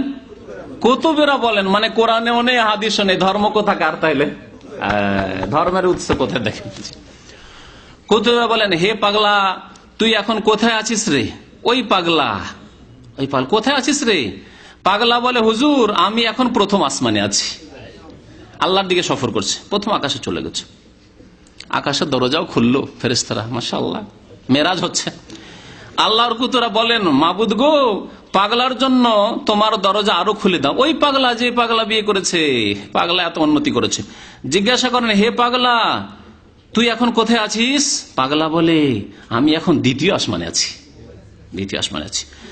আল্লাহর কুতুবরা বলেন, মাবুদ গো এতে হবে না, একে আরো পৌঁছাইতে হবে। কুতুবরা আল্লাহকে পরামর্শ দিচ্ছে, চাপ সৃষ্টি করছে, পৌঁছাতে হবে। আবার জিজ্ঞাসা করেন, পাগলা তুই এখন কোথায় আছিস? পাগলা বলে, হুজুর এখন নেই, এখনো লিখেনি, এখন আমি সিদরাতুল মুনতাহায় আছি। জি, 6 আসমানে চলে গেছে। কুতুবরা বলেন, মাবুদ গো এতেও হবে না, আরো খুলে দাও। পাগলারে বলেন, হে পাগলা তুই এখন কোথায় আছিস? পাগলা বলে, আমি এখন মাওলা নূরের পর্দার চতুর্পার্শ্বে ঘুরিতেছি, মাওলা নূরের চতুর্পার্শ্বে ঘুরিতেছি। মুসা আলাইহিস সালাম বেহুশ হয়ে পড়ে গেলেন তুর পাহাড়ে, আল্লাহ কোরআনে বর্ণনা করছেন। আচ্ছা না, ফালাম্মা তাজাল্লা রাব্বুহু লিল জাবাল, তুর পাহাড়ে যখন আল্লাহ পাক রব্বুল আলামিন নূরের শুধু তাজাল্লি দিলেন, ঝলক পড়লো, আল্লাহ আসেননি, আল্লাহর নূরের ঝলক পড়েছে। তাজাল্লা রাব্বুহু লিল জাবাল, তাজাল্লি পড়লো, নূরের ঝলক আল্লাহর। জাআলাহু দাক্কাহা, চুর পাহাড় চূর্ণ বিচূর্ণ হয়ে গেল। ওয়া খাররা মূসা সাইকা, মূসা আলাইহিস সালাম আল্লাহর রাসূল, আল্লাহর কলিম, কালিমুল্লাহ হওয়া সত্ত্বেও ওয়া কাল্লামাল্লাহু মূসা তাকলিমা, মূসা আলাইহিস সালাম আল্লাহর সাথে কথা বলেছেন, তাও তিনি কি হয়ে গেলেন? বেহুশ হয়ে পড়ে গেলেন। আর এই পাগলা পীর এই জন্য তো পাগলামি করে, এত কেন নাচ আর লাফ দেয়, স্টেজে লাফিয়ে উঠে যায় আর সামিয়ানার উপর লাফিয়ে উঠে যায়, এই আশায় যে আমরাও সিদরাতুল মুনতাহা পর্যন্ত পৌঁছবো, আল্লাহ নূরের চারপাশে ঘুরবো। শোনেন, তারপরে এখানেও ক্ষান্ত হয়েছে না, আল্লাহর কুতুরা বলেন মাবুদ গো, এতেও হবে না, নূরের চারিদিকে কেন রেখে দিলে? নূরের পর্দা উঠায়ে পাগলার সঙ্গে মিলন দিতে হবে। আউযুবিল্লাহ, পাগলার সাথে মিলন দিতে হবে। এই বেয়াদবি কথাই রয়েছে যে তাদের আকীদায় ওরসের মেলা। ওরস মেলা কোত্থেকে আসে? পীর যেদিন মরে, মৃত্যু দিবসকে তারা বলে ওরসের দিবস। মরলে আল্লাহর সাথে তাদের মিলন হয়। যতদিন দুনিয়ার পিঞ্জিরা আছে, খাঁচাতে আছে, ততদিন আল্লাহর সাথে মিলতে পায়নি। কিন্তু দুনিয়া তো মিললো। এই পাগলা এমন পাগলার পাগলা যে মরার আগেই কিন্তু গিয়ে আল্লাহর সাথে মিলছে। আর কুতুবরা এই দিক থেকে দরখাস্ত করছে। জি, এতে হবে না, নূরের পর্দা উঠে পাগলার সঙ্গে মিলন দিতে হবে, পাগলারে দিদার দিতে হবে। এখন জিজ্ঞাসা করেন, পাগলা তুই এখন কোথায় আছিস? দেখেন, পাগলা আর কথা বলেন না, আর আওয়াজ আসে না, টেলিফোন কানেকশন বিচ্ছিন্ন হয়ে গেছে, যোগাযোগ বিচ্ছিন্ন হয়ে গেছে। সুবহানাল্লাহ। বাসর ঘরে গিয়ে আস্তাগফিরুল্লাহ, এর সাথে তুলনা করেছে শয়তানরা। বাসর ঘরে গিয়ে আর টেলিফোন রিসিভ করবে, প্রথম দিন বিয়ে করে, এখন নিজেই ব্যস্ত। আপনার টেলিফোন বন্ধু বান্ধব, এখন যে বন্ধু সে বন্ধু। জি, কথা বলে না। যখন মাওলার সঙ্গে পাগলা মিলে গেছে, এখন তো আর পাগলার দুনিয়াতে কিছু নাই। শোনেন, তারপরে এই কেসটা শেষ হলো। এখন গাঙ্গোহী কুতুবের কথা শোনেন। যখন গাঙ্গোহী মাওলার সঙ্গে মিলতে যেতেন, 360টা জোড়া আলাদা হয়ে যেত, শরীরে 360টা অঙ্গ আলাদা আলাদা হয়ে যেত, বিচ্ছিন্ন হয়ে। ঘরে বসে জিকির করছেন, ছিন্ন ভিন্ন হয়ে। মাথা কোথাও পড়ে আছে, 360টা করলে মাথা কত কয়েক ভাগ করতে হয়, মগজ আলাদা হয়ে পড়ে আছে, কুলি হাড্ডিটা আলাদা হয়ে পড়ে আছে, হাত আলাদা হয়ে পড়ে আছে, আবার হাতের বাহু আলাদা হয়ে পড়ে আছে, পায়ের যে আঙ্গুল আলাদা হয়ে পড়ে আছে, হাড় হাড্ডি সব একবারে ছড়িয়ে ছিটিয়ে আছে, একবারে এইরকম হয়ে অরুচিকর অবস্থা। বলুন, যদি কোন লাশ এরকম পড়ে থাকে, কি অবস্থা, অরুচিকর অবস্থা।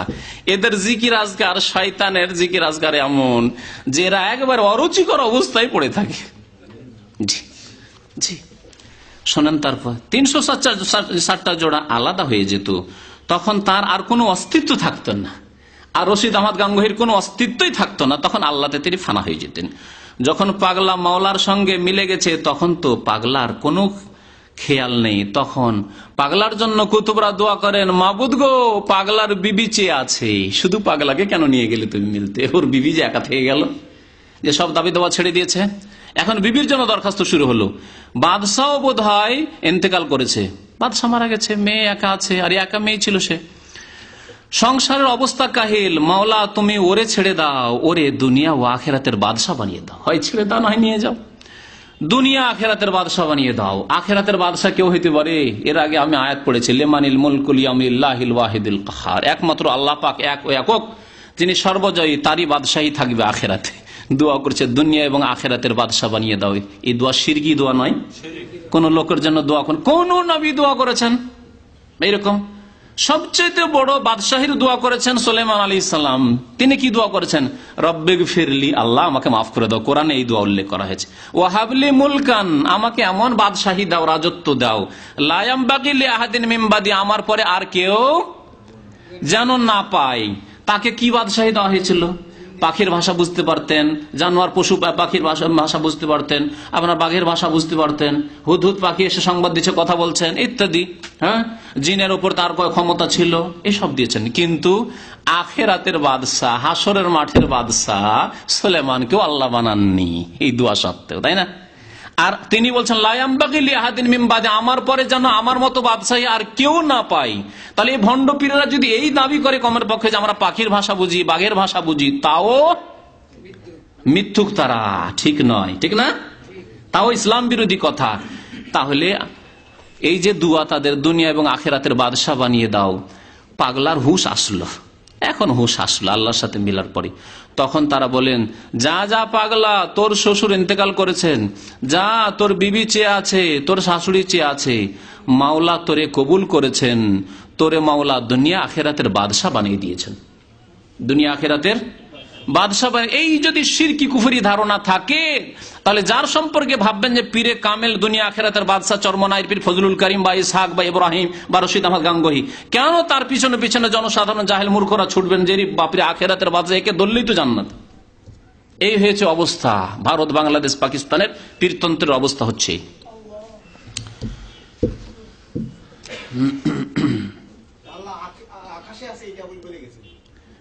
পৃষ্ঠা নম্বর 55 বা 55, তাতে দেখুন একটু, বহু কথাই আছে, কত কথা আর শোনানো যায়।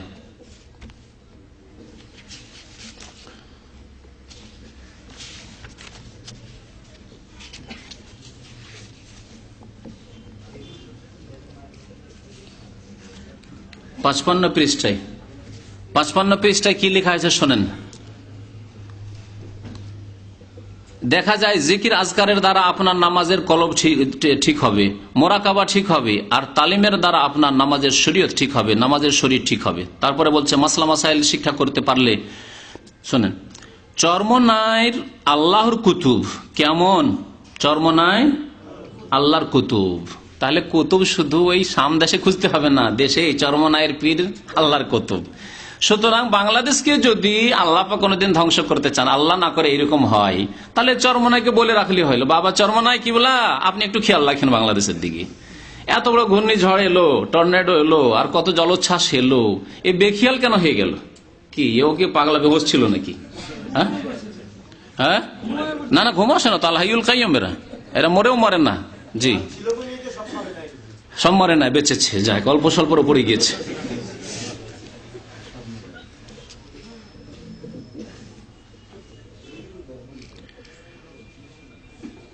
তারপরে 67 পৃষ্ঠা একটু দেখি, 67 পৃষ্ঠা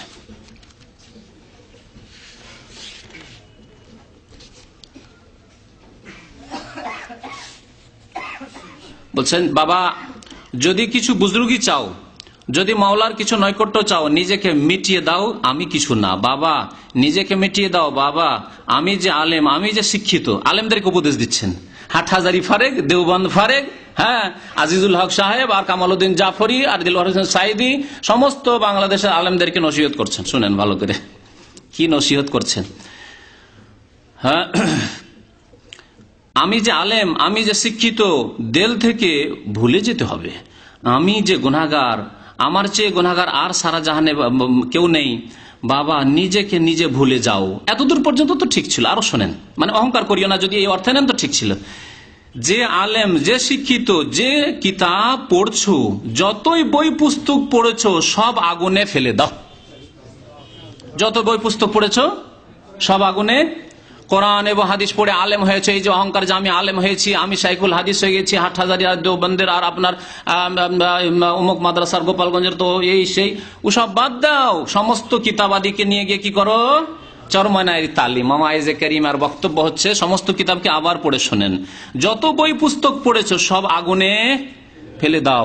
যেসব ডাক্তার, ইঞ্জিনিয়ার, অফিসার যারা চরমনাইয়ের ভক্ত হতে যান বিভ্রান্তির শিকার হয়ে, তাদেরকে উপদেশ দেওয়া হচ্ছে আপনাদের লাইব্রেরিতে, বাড়িতে যা বই পুস্তক আছে সব কি করেন, আগুন গিয়ে পুড়িয়ে দেন, আর নিরেট জাহেল মূর্খ হয়ে যান, আর কাফেরদের গোলামি করেন।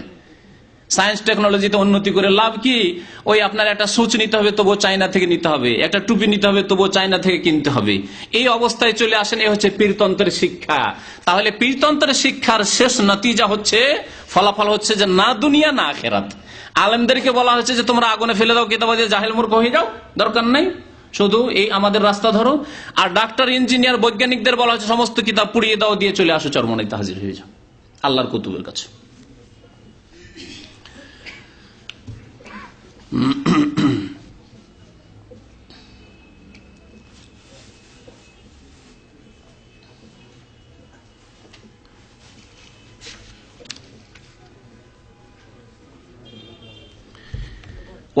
ওজুদ, আরবিতে একটি পরিভাষা বারবার করে ওয়াহাদাতুল ওজুদ। ওজুদ মানে হচ্ছে অস্তিত্ব, আর ওয়াহাদাত মানে হচ্ছে এক হয়ে যাওয়া। তো সারা পৃথিবীর সমস্ত কিছুর অস্তিত্ব হচ্ছে এক, খালেক মাখলুকের অস্তিত্ব হচ্ছে এক। বাস আপনি আল্লাহ পর্যন্ত পৌঁছিতে পারছেন না, সেই জন্য আলাদা দেখছেন নিজেকে, কিন্তু আল্লাহতে যখন গর্ক হয়ে যেতে পারবেন, এই চরমনায় তরিকা ধরে নেবেন, তখন আল্লাহ আর আপনাতে কোনো পার্থক্য থাকবে না। এই তালিম দিয়েছে এইসব কিতাবাদিতে তারা। আর এই সুফিবাদে 64 পৃষ্ঠায় রয়েছে, তার একটি অংশ পড়ছি। বলছেন, বাবারা, যখন নাকি হক্কুল ইয়াকিনের দরজা হাসিল হয়ে যায়, ভুক্তভোগী হয়ে যখন মাওলা নূরের সঙ্গে মিলে যায়, তখন ওই বান্দার নিজের আর কোনো অস্তিত্ব পর্যন্ত থাকে না। বাবা উজানির মরহুম আল্লাহর কুতুব, উজানির মরহুম মানে ওই ইব্রাহিম কুতুব, এও কুতুব, বাংলাদেশে বহু কুতুব আছে মাশাআল্লাহ, চিন্তা করবেন না। কুতুব বলতেন, বাবা লাকে এমন ভাবে টান দাও জিকিরের সময়, লাকে লা এইরকম করে টান দাও, লাকে এমন ভাবে টান দাও, নাই নাই নাই কিছুই নাই, টাকা নাই, পয়সা নাই, ঘর নাই, দুনিয়া নাই, স্ত্রী পুত্র সংসার কিছু নাই, আসমান নাই, জমিন নাই, আরশ নাই, কুরসি নাই। আমি পড়ছি, কিন্তু আমি বানিয়ে বলছি না, আপনার ভাববেন না যে আমি বলছি, আপনারা ভাবতে পারেননি। আমি পড়ছি, পড়ে শোনাচ্ছি আপনাদেরকে, তার কিতাব থেকে পড়ে শোনাচ্ছি। লাকে এমন টান দাও, নাই নাই কিছু না, আবার পড়ে শোনাচ্ছি, শুনেন। নাই টাকা নাই, পয়সা নাই, ঘর নাই, দুনিয়া নাই, স্ত্রী নাই, পুত্র নাই, সংসার নাই, কিছু নাই, আসমান নাই, জমিন নাই, আরশ নাই, কুরসি নাই, কিচ্ছু নাই। আচ্ছা, এমন কি আমিও নাই। ওয়াহদাতুল ওজুদ, আমি কি, এমন কি আমি নাই, মানে আল্লাহতে একেবারে একাকার হয়ে গেছে, বিলীন হয়ে গেছে, নাই। যেই ব্যক্তি হক্কুল ইয়াকিনের দরজায় পৌঁছে মাওলার ভিতরে ফানা হয়ে গেছে, শুনেন ওয়াহদাতুল ওজুদ, ফানা হয়ে গেছে, ওই বান্দা ছাড়া আর কিছুই দেখে না, আর কিছুই দেখে না। জি, ওই আশেক বান্দা বলে, আর যে গাছ দেখতা হুঁ হর গুলে মে তুহার রং মে তুহার তুমি তু হর গুলে মে, মানে ফার্সিতে বলেছে সবে, বুঝছেন। ও মাবুদ গো, আমি যে দেখি তাকাই, আমি দেখি তোমারে, আমি ফুল দেখি না, দেখি তোমারে। ফুল দেখলো সে ওয়াহদাতুল ওজুদ। ওয়াহদাতুল ওজুদ অনেকে ধারণা করতে পারেন যে আমরা বাড়িয়ে বলছি, শোনেন, দেখেন, ফুল দেখলে যেন আল্লাহকে দেখছেন, কারণ সব ওয়াহদাতুল ওজুদ, সবকিছুতে আল্লাহ দেখছেন। তো বলছে ওই ফার্সির অর্থ করে, তাহলে দলিল কোরআন হাদিস না ফার্সি? দলিল হচ্ছে এই কিতাবে আর আশেক মাসুকে, যেখানে কোনো এইসব কথাবার্তা বর্ণনা করা হয়েছে, সেখানে একটা করে শের কবিতা পেশ করেছে, তা হচ্ছে ফার্সি ভাষায়। আর ফার্সি ভাষা পৃথিবীর কোন দেশের ভাষা? কোনদিন আর কোন এলাকার ভাষা হয়নি, ওই ইরানেরই ভাষা থেকেছে। আর ইরাকের কিছু অংশে এককালে ছিল, আগে ইসলাম যাওয়ার পরে আলহামদুলিল্লাহ সেখানকার ভাষা আরবি হয়ে গেছে। তাহলে এই ইরাকের কিছু অংশ আর ইরানের ভাষা হচ্ছে ফার্সি ভাষা। তাহলে এই ধর্ম, সুফিবাদের ধর্ম কোত্থেকে গেছে? মক্কা মদিনা থেকে, কোরআন হাদিস থেকে, ইরান থেকে। আর ইরানে মজার কথা শোনেন, ইসলাম আসার পূর্বে সেখানে ছিল আগুনের পূজা, মজুসি ধর্ম ছিল, অগ্নি পূজকের ধর্ম ছিল, তাদের ধর্ম ছিল।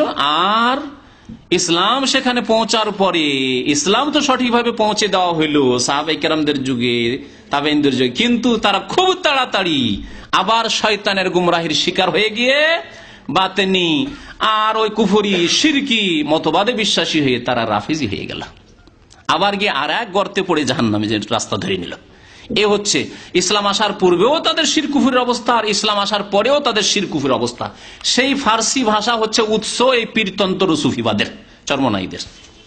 তো ওই ফার্সির অর্থ করছে, দেখেন ওয়াহদাতুল ওজুদে, হো মাবুদ গো, আমি যেদিকে তাকাই আমি দেখি তোমারে, আমি ফুল দেখি না, দেখি তোমারে, আসমানের দিকে তাকাই দেখি তোমারে, জমিনে তাকাই দেখি তোমারে, যেই দিকে তাকাই দেখি তোমারে, তোমারে ছাড়া তো আর কিছুই দেখি না। শুনলেন ওয়াহদাতুল ওজুদ? বিশ্বাস হলো যে এরা ওয়াহদাতুল ওজুদে বিশ্বাসী। আর আহলে সুন্নাত ওয়াল জামাতের আকীদা, যে একটি আকীদা, আপনি সুফিবাদের কিচ্ছু করেন না, শুধু এই আকীদা রাখেন যে যিনি আল্লাহ তাই হচ্ছে পৃথিবী, তাই হচ্ছে আসমান, তাই হচ্ছে জমিন, তাই হচ্ছে ফল ফুল, তাই হচ্ছে গাছপালা, তাই হচ্ছে বিল্ডিং, তাই হচ্ছে আমি বা আমার পীর। এই আকীদা আকফারু মিনাল ইয়াহুদি ওয়ান নাসারা, ইহুদি খ্রিস্টানদের আকীদা চাইতে বড় কুফরি, ফিরআউনের আকীদা চাইতে বড় কুফরি। কারণ ফেরাউন বলেছিল আনা রব্বকুমুল আলা, আমি মহান প্রভু, কিন্তু সে কথা বলেনি যে আল্লাহ সাতম আসমানের উপরে সেই হচ্ছে আমি, না, এই কথা বলেনি। আমি প্রভু তোমাদের, আমি রব। এবং সে ওই সাত আসমান জমির রব মনে করতো না, সে বলতো আমি রব্ব মেসর, মিশরের অধিপতি, আমি মিশরের পূজনীয়, সুতরাং তোমরা পুজো পাঠ করবে, আমার করবে, কারণ তোমাদেরকে যা দিচ্ছি আমি দিচ্ছি, আমি দেশ চালাচ্ছি। মা আলেম তো লাকুম মিন ইলাহিন গায়রি, দেশবাসীকে বলেছিল, সারা বিশ্বের কথা কোথাও পাবেন না যে আমি রব্বুস সামাওয়াতি ওয়াল আরদ। আছে কোথাও? কোরআনে আছে যে ফেরাউন বলেছিল আমি আসমানের মালিক জমিনের মালিক, এ কথা বলেনি। আমি রব্বুকুমুল আলা, তোমাদের মহান প্রভু, এই কথা বলেছিল। এই জন্য ফেরাউনের কুফরির চাইতে আর ইহুদি খ্রিস্টানদের কুফরির চাইতে, হিন্দু মুশরিকের কুফরির চাইতে বড় কুফরি হচ্ছে এই কথা বলা যে ওয়াহদাতুল ওজুদ, আমি বিশ্বাসী, যিনি আল্লাহ, তাই আরশ, তাই কুরসি, তাই আসমান, তাই জমিন, তাই আব্দুল্লাহ, তাই সৈয়দ জামান, তাই মাহমুদ, হ্যাঁ, তাই গাছ, তাই পালা, তাই ফল, তাই ফুল। এ হচ্ছে সবচেয়ে বড় কুফরি। এই একটি মতবাদ। আর একটি মতবাদ আছে মানসুর হাল্লাজ, হুসেন বিন মানসুর হাল্লাজের, হলুলের, দুটোতে সামান্য পার্থক্য আছে। এই দুইটি কুফরি আকিদা, এই হলুলের আকিদাও ফেরাউনেরও ছিল না, আর ইহুদি নাসারা তাদের চাইতে বড় কুফরি আকিদা। অর্থাৎ এরপরে কেউ মুসলিম থাকে না, যা শুনলেন। এছাড়াও আর বেশ কিছু কথা আছে, ইনশাআল্লাহ তাআলা সময় সাপেক্ষে আলোচনা করা যাবে। আজকে এতটুকু যথেষ্ট। আল্লাহ যেন আমাদেরকে হক কথা বোঝার তৌফিক দান করেন, হকের প্রতি আমল করার তৌফিক দান করেন, শিরক বিদআত থেকে বাঁচার যেন তৌফিক দান করেন, নবী করিম সাল্লাল্লাহু আলাইহি ওয়াসাল্লামের ভালোবাসা এবং তার সুন্নত মোতাবেক সার্বিক ক্ষেত্রে জীবনযাপনে আল্লাহ যেন তৌফিক দান করেন। আল্লাহ যেন আমাদেরকে সুন্নতি দান করেন। আল্লাহ আমাদেরকে গবেষণা করার তৌফিক দান করেন। আল্লাহ আমাদের অন্তরকে যেন অন্ধ না বানিয়ে দেন, আমাদেরকে বিবেক বিবেচনা করার তৌফিক দান করেন। আল্লাহ যেন দুনিয়ার ক্ষেত্রে আমাদেরকে বিবেক বিবেচনার তৌফিক দিয়েছে, কোন চাকরি ভালো হবে, কোন ব্যবসা ভালো হবে, কতই না বুদ্ধিমান আমরা। আল্লাহ দিনের ক্ষেত্রে ওর চাইতে বেশি আমাদেরকে জ্ঞান দান করো, যাতে আমরা পার্থক্য করতে পারি হক এবং বাতিলের মধ্যে। ইহদিনাস সিরাতাল মুস্তাকিম সিরাতাল লাযিনা আনআমতা আলাইহিম গায়রিল মাগদুবি আলাইহিম ওয়ালাদ-দাল্লিন। ওয়া সাল্লাল্লাহু আলা নাবিয়িনা মুহাম্মদ ওয়া আলা আলিহি ওয়া সাহবিহি আজমাইন।